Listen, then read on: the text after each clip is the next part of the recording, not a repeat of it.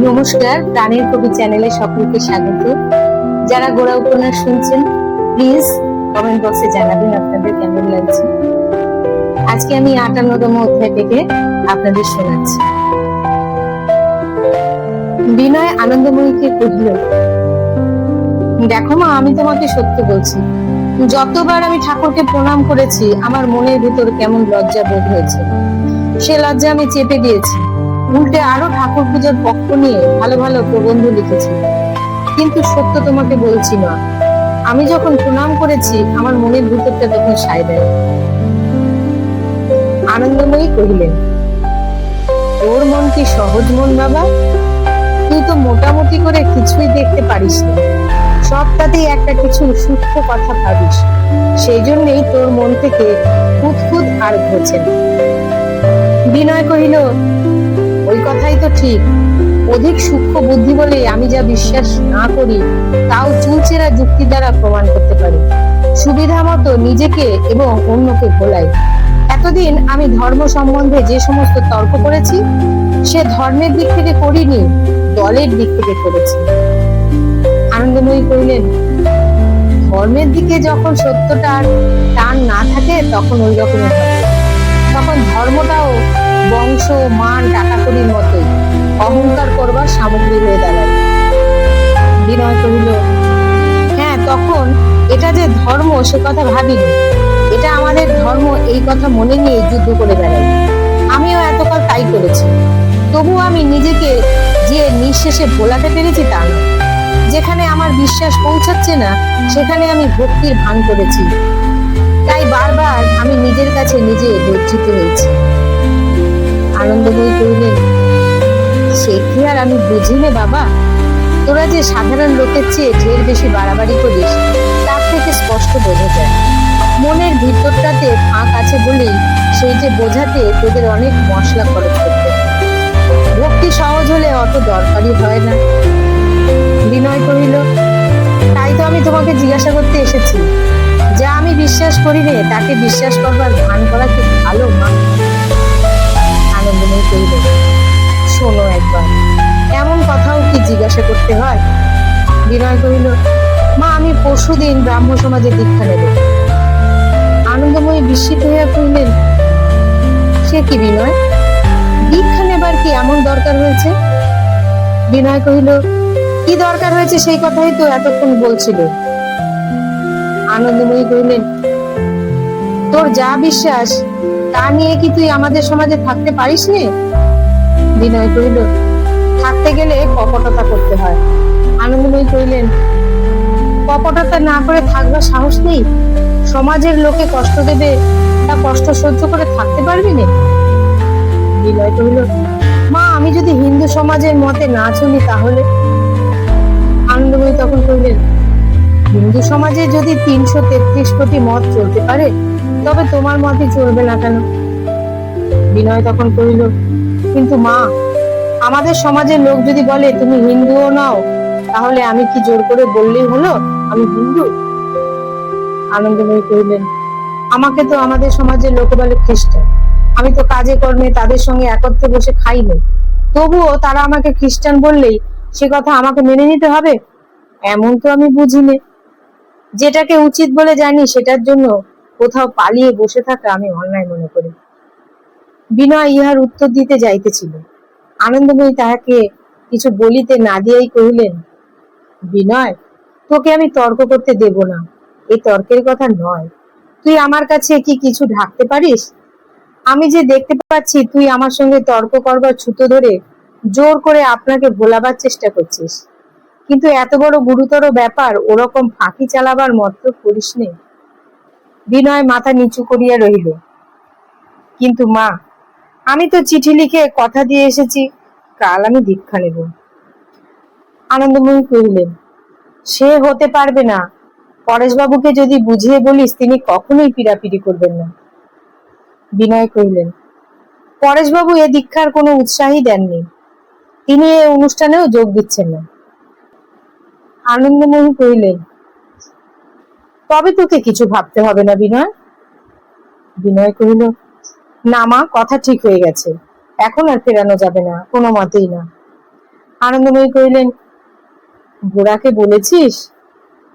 বিনয় কহিল, গোড়ার সঙ্গে আমার দেখা হয়নি। আনন্দময়ী জিজ্ঞাসা করিলেন, কেন, গোড়া এখন বাড়িতে নেই?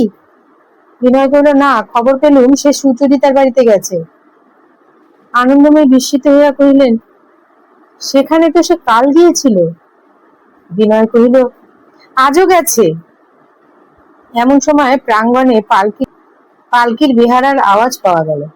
আনন্দময়ীর কোন কুটুম্ব স্ত্রীলোকের আগমন কল্পনা করিয়া বিনয় বাহিরে চলিয়া গেল। ললিতা আসিয়া আনন্দময়ীকে প্রণাম করিল। আজ আনন্দময়ী কোনো মতে ললিতার আগমন প্রত্যাশা করেই না। তিনি বিস্মিত হইয়া ললিতার মুখের দিকে চাহিতেই বুঝিলেন বিনয় দীক্ষা প্রভৃতি ব্যাপার লইয়া ললিতার একটা কোথাও সংকট উপস্থিত হইয়াছে, তাই সে তাহার কাছে আসিয়াছে। তিনি কথা পারিবার সুবিধা করিয়া দিবার জন্য কহিলেন, মা, তুমি এসেছো, বড় খুশি হলেন। এইমাত্র বিনয় এখানে ছিলেন, কাল তিনি তোমাদের সমাজে দীক্ষা নেবেন, আমার সঙ্গে সেই কথাই হচ্ছিল। ললিতা কহিল, কেন তিনি দীক্ষা নিতে যাচ্ছেন? তার কি কোনো প্রয়োজন আছে? আনন্দময়ী আশ্চর্য হইয়া কহিলেন, প্রয়োজন নেই মা। ললিতা কহিল, আমি তো কিছু ভেবে পাইনি। আনন্দময়ী ললিতার অভিপ্রায় বুঝিতে না পারিয়া চুপ করিয়া তাহার মুখের দিকে চাহিয়া রইলেন। ললিতা মুখ নিচু করিয়া কহিল, হঠাৎ এরকম ভাবে দীক্ষা নিতে আসা তার পক্ষে অপমানকর। এই অপমান তিনি কিসের জন্য স্বীকার করতে যাচ্ছেন? কিসের জন্য সে কথা কি ললিতা জানে না? ইহার মধ্যে ললিতার পক্ষে কি আনন্দের কথা কিছুই নাই? আনন্দময়ী কহিলেন, কাল দীক্ষার দিন, সে পাকা কথা দিয়েছে, এখন আর পরিবর্তন করবার জো নেই। বিনয় তো এরকমই বলছিল। ললিতা আনন্দময়ীর মুখের দিকে তাহার দীপ্ত দৃষ্টি রাখিয়া কহিল, এসব বিষয়ে পাকা কথার কোনো মানে নেই। যদি পরিবর্তন আবশ্যক হয় তাহলে করতেই হবে। আনন্দময়ী কহিলেন, মা, তুমি আমার কাছে লজ্জা করো না, সব কথা তোমাকে খুলে বলি। এই এতক্ষণ আমি বিনয়কে বোঝাচ্ছিলাম, তার ধর্মবিশ্বাস যেমনই থাক, সমাজকে ত্যাগ করা তার উচিত নয়। মুখে যাই বলুক, সেও যে সে কথা বোঝে না তাও বলতে পারিনি। কিন্তু মা, তার মনের ভাব তোমার কাছে তো অগোচর নেই। সে নিশ্চয়ই জানে সমাজ পরিত্যাগ না করলে তোমাদের সঙ্গে তার যোগ হতে পারবে না। লজ্জা করো না মা, ঠিক করে বলো দেখি, এই কথাটা কি সত্য নয়? ললিতা আনন্দময়ীর মুখের দিকে মুখ তুলিয়াই কহিল, মা, তোমার কাছে আমি কিছুই লজ্জা করব না। আমি তোমাকে বলছি, আমি এসব মানি নে। আমি খুব ভালো করে ভেবে দেখেছি মা, মানুষের ধর্মবিশ্বাস, সমাজ যাই থাক না, সে সমস্ত লোক করে দিয়েই তবে মানুষের পরস্পরের সঙ্গে যোগাযোগ হবে, এ হতে পারে না। তাহলে তো হিন্দুতে খ্রিস্টানে বন্ধুত্ব হতে পারে না। তাহলে তো বড় বড় পাঁচিল তুলে দিয়ে এক এক সম্প্রদায়কে এক এক বেড়ার মধ্যে রেখে দেওয়া উচিত। আনন্দময়ীর মুখ উজ্জ্বল হইয়া কহিলেন, আহা, তোমার কথা শুনে বড় আনন্দ হলো। আমি তো ওই কথাই বলছিলাম। এক মানুষের সঙ্গে আর এক মানুষের রূপ, গুণ, স্বভাব কিছুই মেলে না, তবুও তো সেজন্য দুজন মানুষের মিলনে বাঁধে না। আর মত বিশ্বাস নিয়েই বা বাঁধবে কেন? মা, তুমি আমাকে বাঁচালে। আমি বিনয়ের জন্য বড় ভাবছিল। ওর মন, ও সমস্তই তোমাদের দিয়েছে, সে আমি জানি। তোমাদের সঙ্গে সম্বন্ধে যদি ওর কোথাও কিছু ঘা লাগে, সে তো বিনয় কোনো মতে সইতে পারবে না। তাই ওকে বাধা দিয়ে আমার মনে যে কিরকম বাজছিল সে অন্তর্যামীই জানেন। কিন্তু ওর কি সৌভাগ্য, ওর এমন সংকট এমন সহজে কাটিয়ে দিল। এ কি কম কথা? একটা কথা জিজ্ঞাসা করি, পরেশবাবুর সঙ্গে কি তোমার কিছু কথা হয়েছে? ললিতা লজ্জা চাপিয়া কহিল, না, হয়নি, কিন্তু আমি জানি তিনি সব কথা ঠিক বুঝবেন। আনন্দময়ী কহিলেন, তাই যদি না বুঝবেন তবে এমন বুদ্ধি, এমন মনের জোর তুমি পেলে কোথা থেকে? মা, আমি বিনয়কে ডেকে আনি, তার সঙ্গে নিজের মুখে তোমার বোঝাপড়া করে নেওয়া উচিত। এই বেলা আমি একটা কথা তোমাকে বলে দিই মা, বিনয়কে আমি এতটুকু বেলা থেকে দেখে আসছি। ও ছেলে এমন ছেলে যে ওর জন্য যত দুঃখই তোমরা স্বীকার করে নাও, সে সমস্ত দুঃখকেই ও সার্থক করবে, এ আমি জোর করে বলছি। আমি কতদিন ভেবেছি বিনয়কে যে লাভ করবে এমন ভাগ্যবতী কে আছে। মাঝে মাঝে সম্বন্ধ এসেছে, কাউকে আমার পছন্দ হয়নি। আজ দেখতে পাচ্ছি ওরও ভাগ্য বড় কম নয়। এই বলে আনন্দময়ী ললিতার চিবুক হইতে চুম্বন গ্রহণ করিয়া লইলেন এবং বিনয়কে ডাকিয়া আনিলেন। কৌশলে লক্ষ্মীয়াকে ঘরের মধ্যে বসাইয়া তিনি ললিতার আহারের আয়োজন উপলক্ষে অন্যত্র চলিয়া গেলেন। আজ ললিতা ও বিনয়ের মধ্যে কোনো সংকোচের অবকাশ ছিল না। তাহাদের উভয়ের জীবনে যে একটি কঠিন সংকটের আবির্ভাব হইয়াছে, তাহারই আহ্বানে তারা পরস্পরের সম্বন্ধকে সহজ করিয়া ও বড় করিয়া দেখিল। তাহাদের মাঝখানে কোনো আবেশের বাষ্প আসিয়া রঙিন আবরণ ফেলিয়া দিল না। তাহাদের দুইজনের হৃদয় যে মিলিয়াছে এবং তাহাদের দুই জীবনের ধারা গঙ্গা যমুনার মতো একটি পূর্ণ তীর্থে এক হইবার জন্য আসন্ন হইয়াছে, এ সম্বন্ধে কোনো আলোচনা মাত্র না করিয়া এ কথাটি তাহারা বিনীত গম্ভীর ভাবে নীরবে অকুণ্ঠিত চিত্তে মানিয়া লইল। সমাজ তাদেরকে ডাকে নাই, কোনো মত তাহাদের দুইজনকে মেলায় নাই, তাহাদের বন্ধন কোনো কৃত্রিম বন্ধন নহে। এই কথা স্মরণ করিয়া তাহারা নিজেদের মিলনকে এমন একটি ধর্মের মিলন বলিয়া অনুভব করিল, যে ধর্ম অত্যন্ত বৃহৎ ভাবে সরল, যাহা কোনো ছোট কথা লইয়া বিবাদ করে না, যাহাকে কোনো পঞ্চায়েতের পণ্ডিত বাধা দিতে পারে না। ললিতা তাহার মুখ চক্ষু দীপ্তিমান করিয়া কহিল, আপনি যে হেট হইয়া নিজেকে খাটো করিয়া আমাকে গ্রহণ করিতে আসিবেন, এ অগৌরব আমি সহ্য করতে পারিব না। আপনি যেখানে আছেন সেইখানে অবিচলিত হইয়া থাকিবেন, এই আমি চাই। বিনয় কহিল, আপনার যেখানে প্রতিষ্ঠা আপনিও সেখানে স্থির থাকবেন, কিছুমাত্র আপনাকে নড়িতে হইবে না। প্রীতি যদি প্রভেদকে স্বীকার করিতে না পারে, তবে জগতে কোনো প্রভেদ কোথাও আছে কেন? উভয়ে প্রায় 20 মিনিট ধরিয়া যে কথাবার্তা কহিয়াছিল, তাহার সারমর্মটুকু এই দ্বারায়, তাহারা হিন্দু কি ব্রাহ্ম এ কথা তাহারা ভুলিল। তাহারা যে দুই মানবাত্মা, এই কথাই তাহাদের মনের মধ্যে নিষ্কম্প প্রদীপ শিখার মতো জ্বলিতে লাগিল। 59তম অধ্যায়। পরেশবাবু উপাসনার পর তাহার ঘরের সম্মুখের বারান্দায় স্তব্ধ হইয়া বসিয়াছিলেন। সূর্য সদ্য অস্ত গিয়াছে।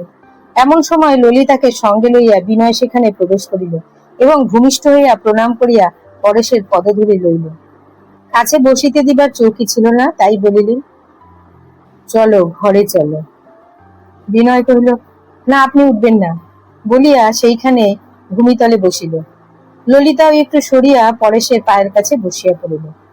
বিনয় কহিল, আমরা দুজনে একত্রে আপনার আশীর্বাদ নিতে এসেছি, সেই আমাদের জীবনের সত্য দীক্ষা হবে।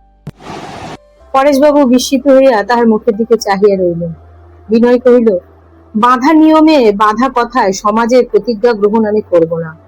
যে দীক্ষায় আমাদের দুজনের জীবন নত হয়ে সত্য বন্ধনে বদ্ধ হবে, সেই দীক্ষা আপনার আশীর্বাদ। আমাদের দুজনেরই হৃদয় ভক্তিতে আপনারই পায়ের কাছে প্রণত হয়েছে।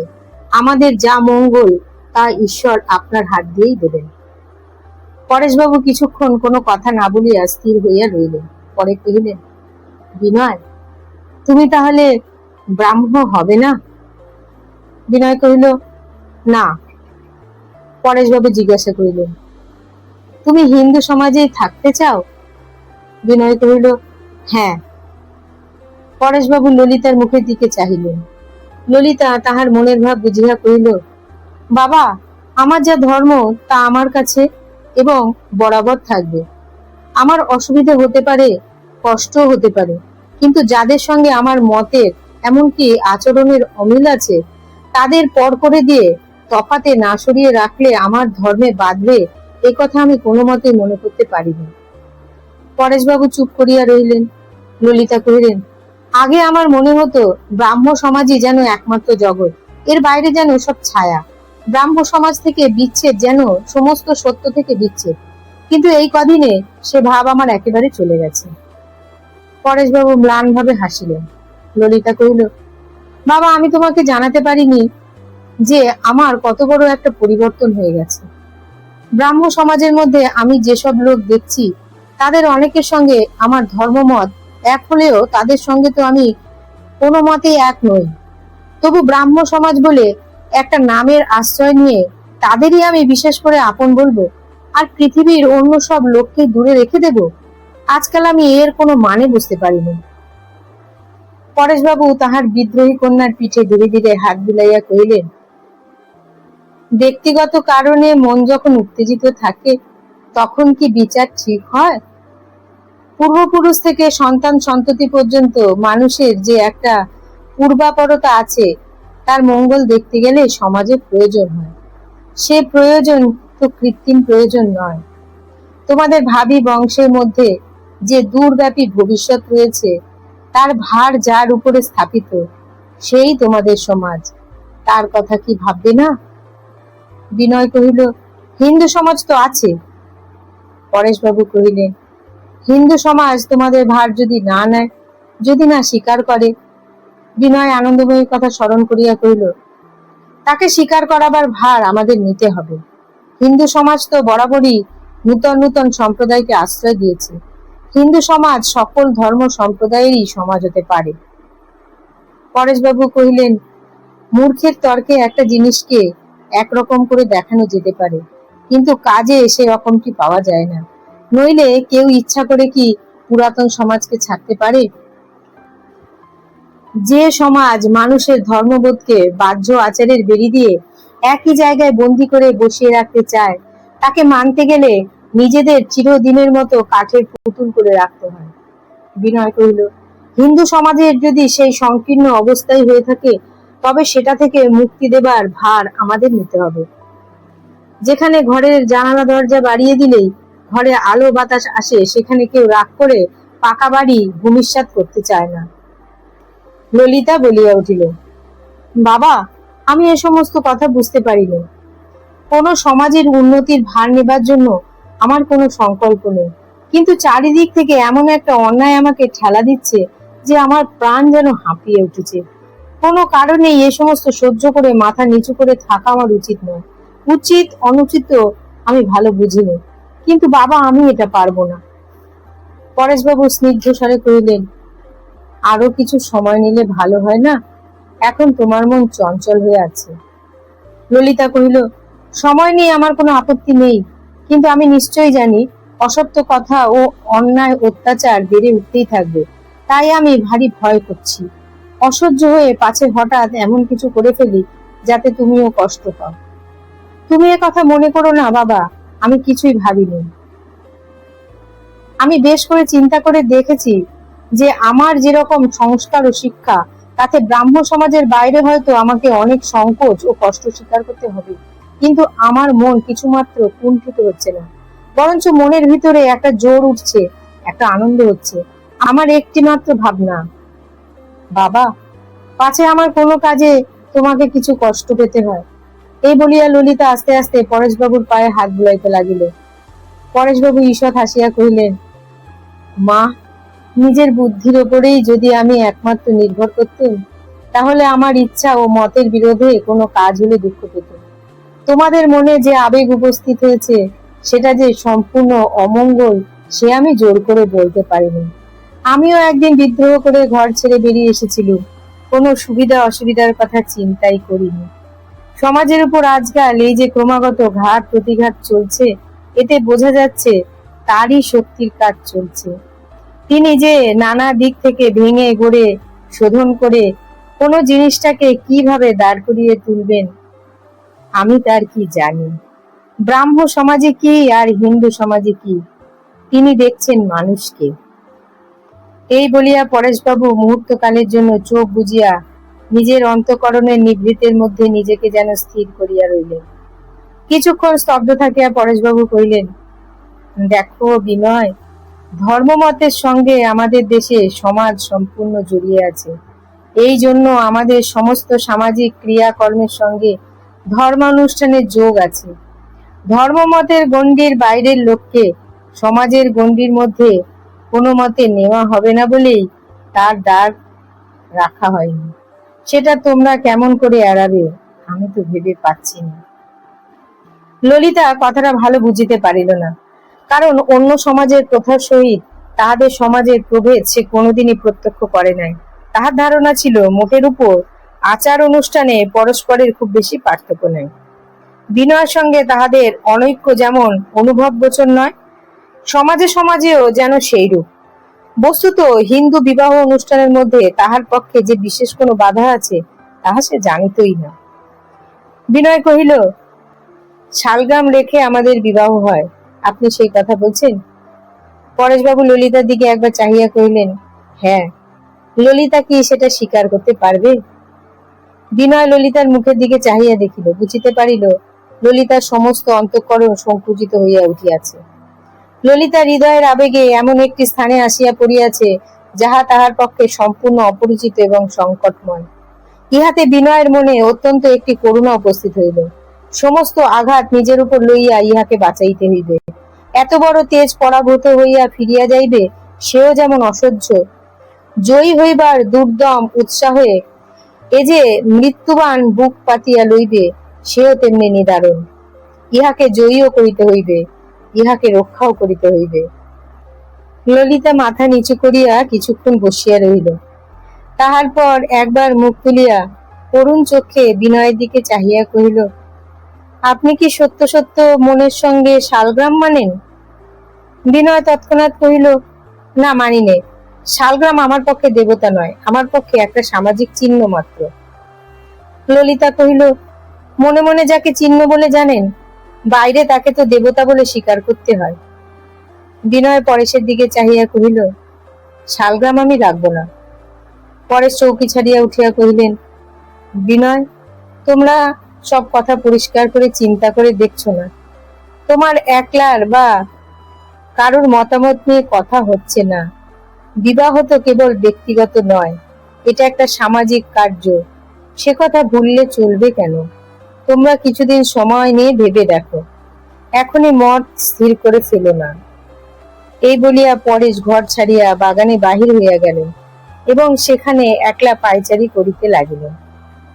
ললিতাও ঘর হইতে বাহির হইবার উপক্রম করিয়া একটু থামিল এবং বিনয়ের দিকে পশ্চাৎ করিয়া কহিল, আমাদের ইচ্ছা যদি অন্যায় ইচ্ছা না হয় এবং সেই ইচ্ছা যদি কোনো একটা সমাজের বিধানের সঙ্গে আগাগোড়া না মিলে যায়, তাহলেই আমাদের মাথা হেট করে ফিরে যেতে হবে, এ আমি কোনো মতে বুঝতে পারিনি।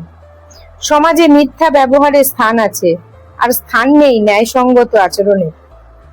বিনয় ধীরে ধীরে ললিতার কাছে আসিয়া দাঁড়াইল, কহিল, আমি কোনো সমাজকে ভয় করি নে। আমরা দুজনে মিলে যদি সত্যকে আশ্রয় করি, তাহলে আমাদের সমাজের তুল্য এত বড় সমাজ আর কোথায় পাওয়া যাবে? বরদা সুন্দরী ঝড়ের মতো তাহাদের দুইজনের সম্মুখে আসিয়া কহিলেন, বিনয়, শুনলুম নাকি তুমি দীক্ষা নেবে না? বিনয় কহিল, দীক্ষা আমি উপযুক্ত গুরুর কাছ থেকে নেব, কোন সমাজের কাছ থেকে নেব না। বরদা সুন্দরী অত্যন্ত ক্রুদ্ধ হইয়া কহিলেন, তোমাদের এসব ষড়যন্ত্র, এসব প্রবঞ্চনার মানে কি? দীক্ষা নেব ভান করে এই দুদিন আমাকে আর ব্রাহ্ম সমাজ শুদ্ধ লোককে ভুলিয়ে কাণ্ডটা কি করলে বলো দেখি? ললিতার তুমি কি সর্বনাশ করতে বসেছো, এ কথা একবার ভেবে দেখলে না? ললিতা কহিল, বিনয়বাবুর দীক্ষায় তোমাদের সমাজের সকলের তো সম্মতি নেই, কাগজে তো পড়ে দেখেছো। এমন দীক্ষা নেওয়ার দরকার কি? বরদা সুন্দরী কহিল, দীক্ষা না নিলে বিবাহ হবে কি করে? ললিতা কহিল, কেন হবে না? বরদা সুন্দরী কহিলেন, হিন্দু মতে হবে নাকি? বিনয় কহিল, তা হতে পারে, যেটুকু বাধা আছে সে আমি দূর করে দেব। বরদা সুন্দরীর মুখ দিয়া কিছু কথা বাহির হইল না। তাহার পর রুদ্ধকণ্ঠে কহিলেন, বিনয়, যাও, তুমি যাও, এ বাড়িতে তুমি আর এসো না।